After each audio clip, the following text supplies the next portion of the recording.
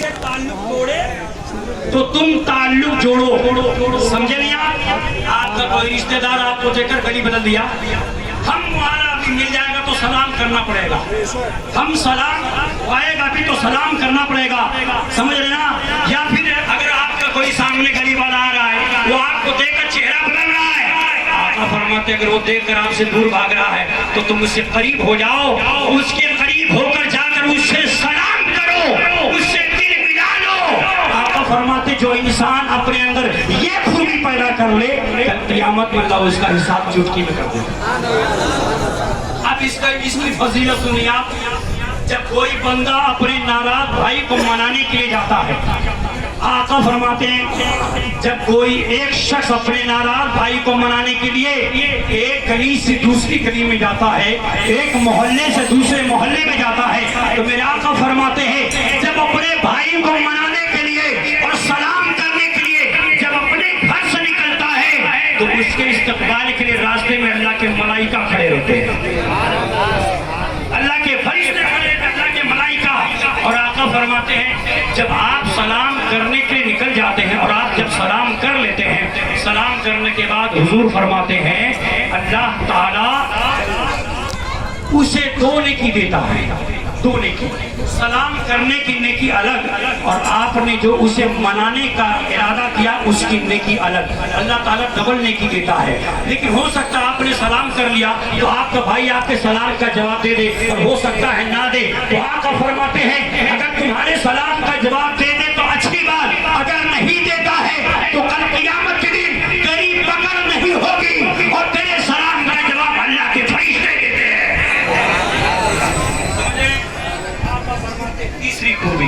تیسری خوبی یہ ہے, حضور فرماتے جب تم پہ کوئی ظلم کرے تو تم اس پہ صبر کر لو.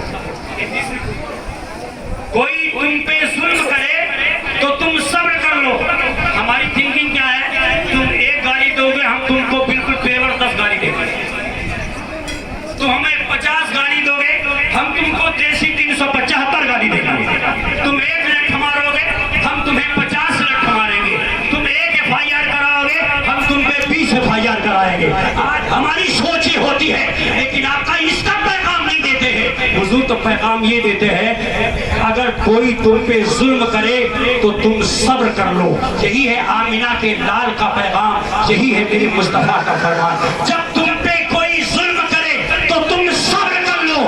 اور جانتے ہیں ظلم کو صبر کر, ظلم پہ صبر کرنا اور خطا کو معاف کر دینا یہ اتنا بڑا انعام ہے کہ اللہ تعالیٰ اس کے بدلے میں جنت عطا فرماتا ہے. اللہ کیا عطا فرماتا ہے؟ جنت. 3 خوبیاں کون سی ہیں؟ آقا نے فرمایا 3 خوبی پیدا کر لو, آخرت میں حساب آسان ہو جائے گا. پہلی خوبی جب تمہیں کوئی محروم کرے, منع کر دے, نہ دے تو آپ اسے عطا کر دو.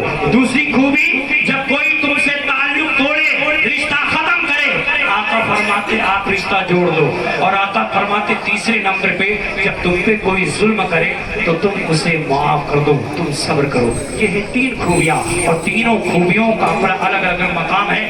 ایک خوبی پر اگر تقریر کرے اس پہ گھنٹوں کی تقریر ہو جائے گی. میرے پیارے ایک وظیفہ بتا کر اپنا جملہ ختم کرتا ہوں. اگر آپ چاہتے ہیں آپ مومن ہیں, آپ کے سینے میں کینہ نہ ہو, آپ کے سینے میں کینہ نہیں بلکہ رسول اللہ کا مدینہ ہو, ایک عمل جسے میرے نبی نے کہا ہے, آقا فرماتے ہیں تصافحوا یذهب الغل, مصافحہ کرو کیونکہ مصافحہ کینہ کو ختم کر دیتا ہے.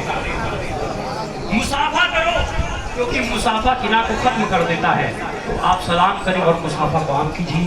اپنے بھائیوں سے ملی, جو ناراض ہو اس کو 3 بار سلام کرو تاکہ جلدی سے راضی ہو جائے. اللہ کی بارگاہ میں دعا ہے کہ مولا تعالیٰ آج کی اس عظیم الشان جلسے کو قبول فرمائے. حضور صاحب سجادہ کو اللہ تعالیٰ انہیں لمبی عمر عطا کرے, آپ کا سایہ دراز فرمائے, اور تمام آفات و بلیات سے, حاسدین کی حضرت سے, ظالموں کو ظلم سے اللہ تعالیٰ حضور صاحب سجادہ کو محفوظ فرمائے. سرکار مخدوم مصطفیٰ سنانی کی حفظ و برکات سے اللہ تعالیٰ ہم سب کو مستفیض فرمائے. استغفر اللہ ربی من کل ذنب واتوب الیہ وآخر دعوانا الحمدللہ رب العالمین. السلام علیکم ورحمۃ اللہ تعالیٰ وبرکاتہ.